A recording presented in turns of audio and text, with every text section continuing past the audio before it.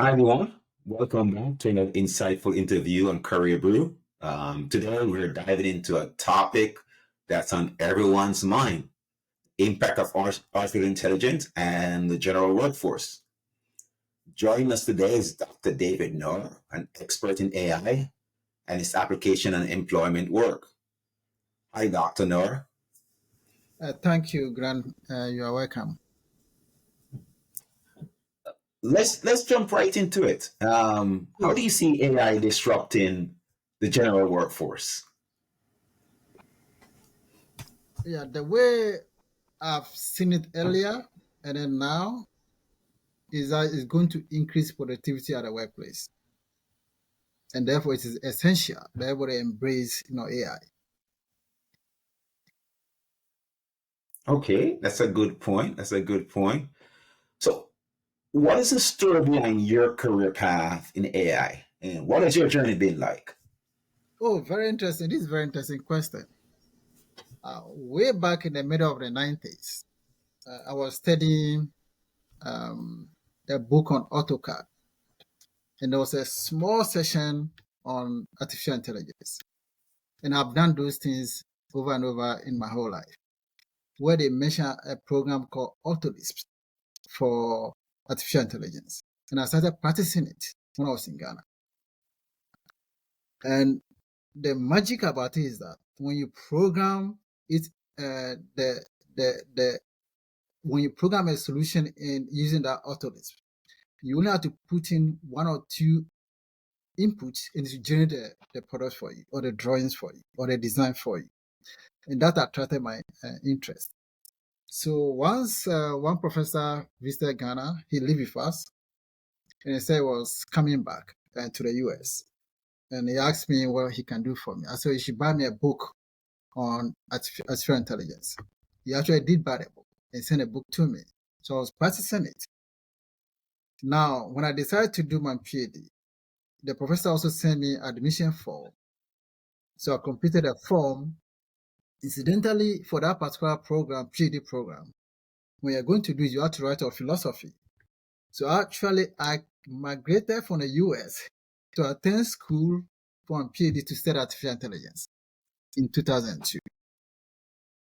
But when I got here, nanotechnology also started, and it just distracted my attention. So this is my journey.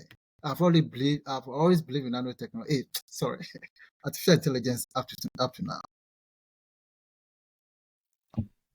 So, talk a little bit more about how you see AI disrupting the workforce. Dive a little bit deeper into that.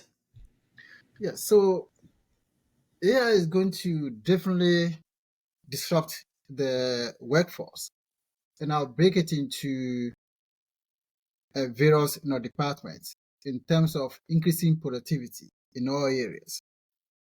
Number one, if you talk about, say, management, okay, management, there are going to be management tools that are based on AI to increase productivity of management teams. Then there are also going to be people in finance. They also need it, either in the banking sector for fraud protection, or for evaluating proposals, loans, and things like that. For engineering, there's going to be AI tools for design, for how they call it, for monitoring, products from raw materials to the finished product. When you come to marketing, I mean, that one is obvious.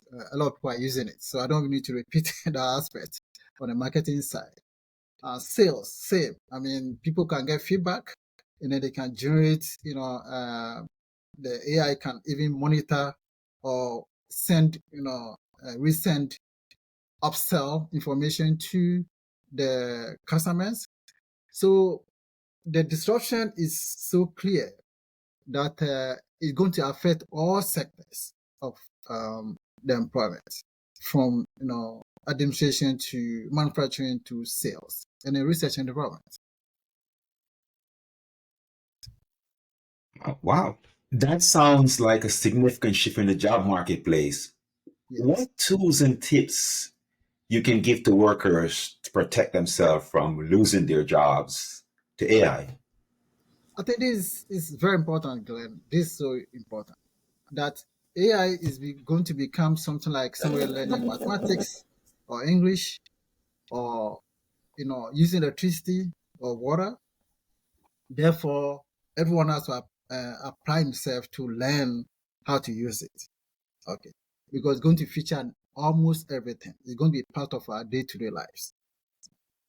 Therefore, the way to learn it is that, or apply yourself to it, is that there are courses being run by several institutions, and then in fact, so many are coming up. Small companies are also setting up their own learning management system, teaching AIs. So any opportunity you get based on your field, you need to apply yourself, and then register. Some of them are free, and then through that you can then update yourself before you see you're applying AI in your work.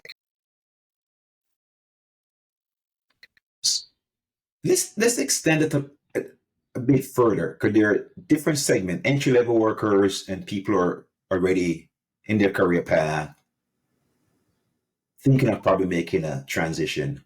How does it affect entry level separate from people who are basically in their career already or looking to transition?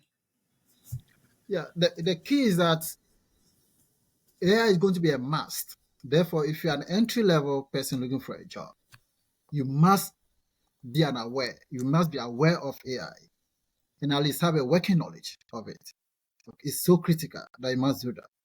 For those that are already in their careers, they also need to update their skills in the AI field, because otherwise the entry people will be more important than them. Right?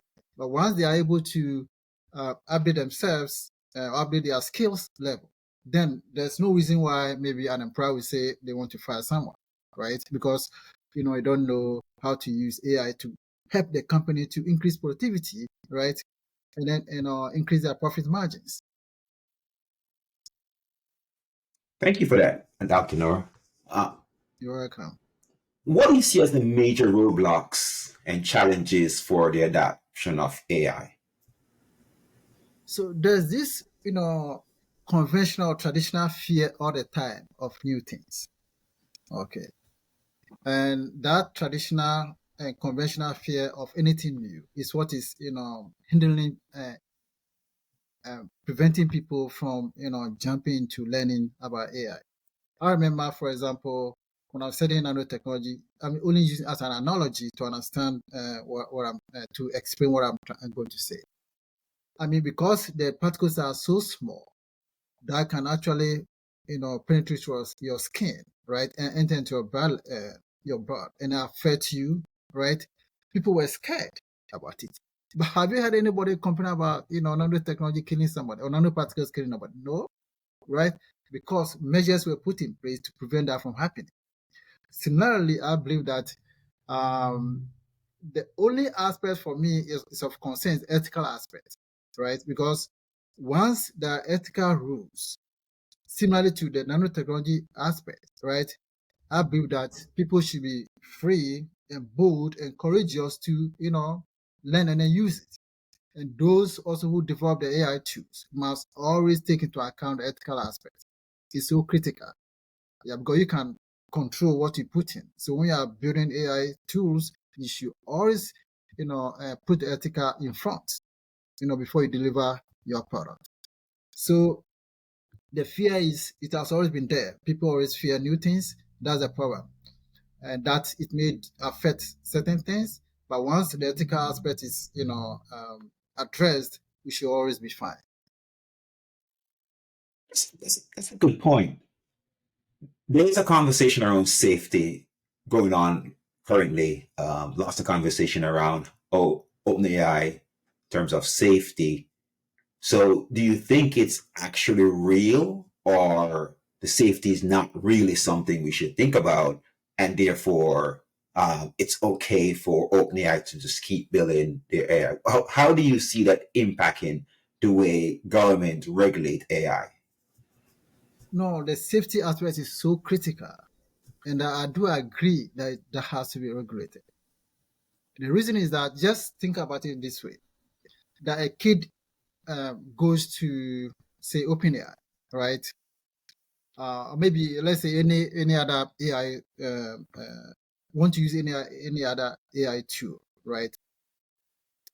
And then they key in something, mistakenly, and then the AI start to advise, right? The person, excuse my word, maybe go and commit suicide, for example, right? Some psychological issues, advice. So you get my point, yeah. So when this thing, the AI is generating things like this, that is scary. So I can understand where the safety aspect is so important. So for the safety angle, it's very important that government come in with regulations so that whoever developing AI tool must take into account to ensure that this aspect is controlled. Because before you deploy a product or AI tool, you would have tested it, right? First. So you should then see from there that, okay, my tool is safe for the public to use. Once there's a regulation to do that, I think that is going to be safe for all of us. Just as I mentioned about nanotechnology, right, or nanoparticles, right, that we can't see, but it can affect us. But it does not affect anybody because people who do them do follow ethical reasons and also maintain safety regulations. Excellent insight. Thank you for that, Dr. Noor. Yeah, thank you.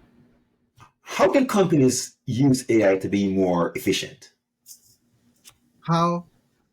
How can companies Oh, use excellent. AI to be more efficient? Great. This is a great question. And the way I want to articulate it is to view it from our own lens, right? Where I have a research company, and then for example, you have to write a business plan. Okay. What did I do?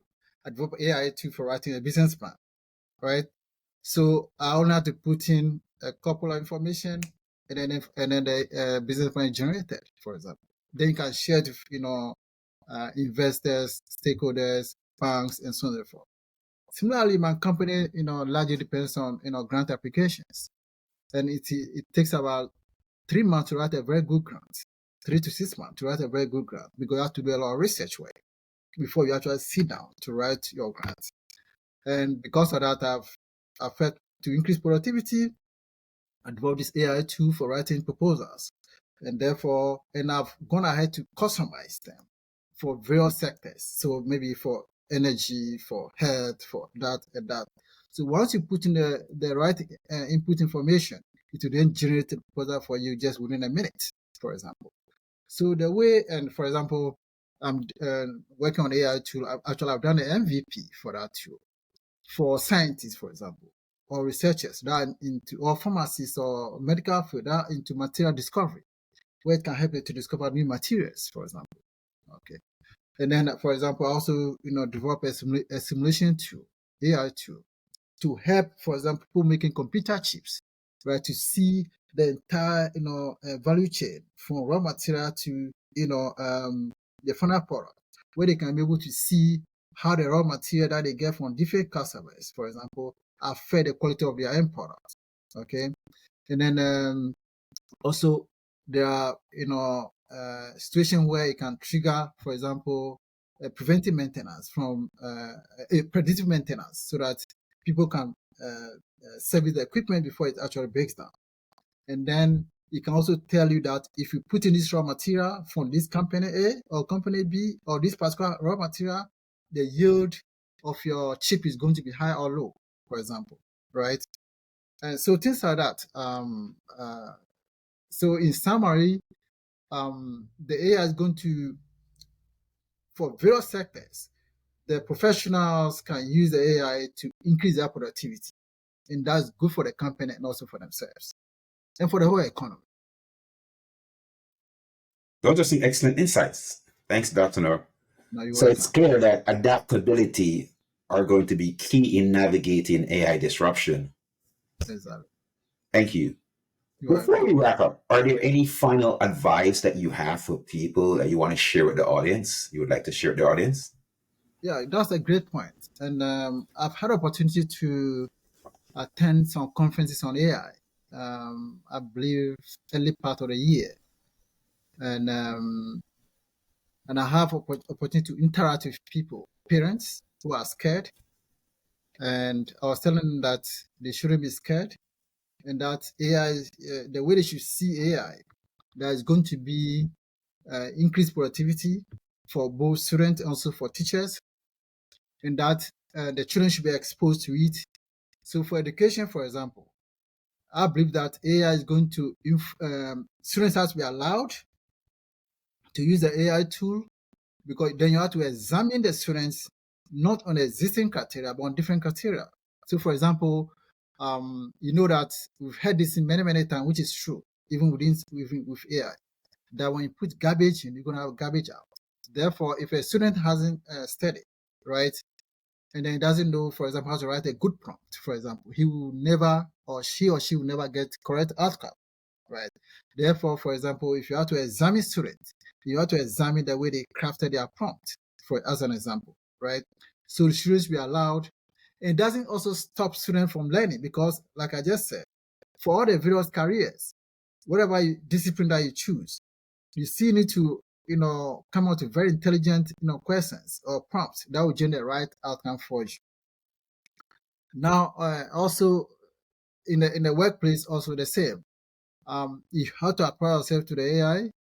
Um, Everyone need it to, as I just said, increase your own productivity, and also increase productivity also of your organization, so that the company can make profit, and then you can also be, they can increase your pay for contributing to save the company, from losing. Right. So these are my immediate thoughts. Yeah. Great insight. Great insights. Thank you so much, Dr. Noor, for joining us and sharing your expertise with us today. And to our viewers, thank you for tuning in. Be sure to share what you like with your audience and your friends, and hopefully I see you on our next channel. Thank you so much. Until next time. Thank you so much for having me.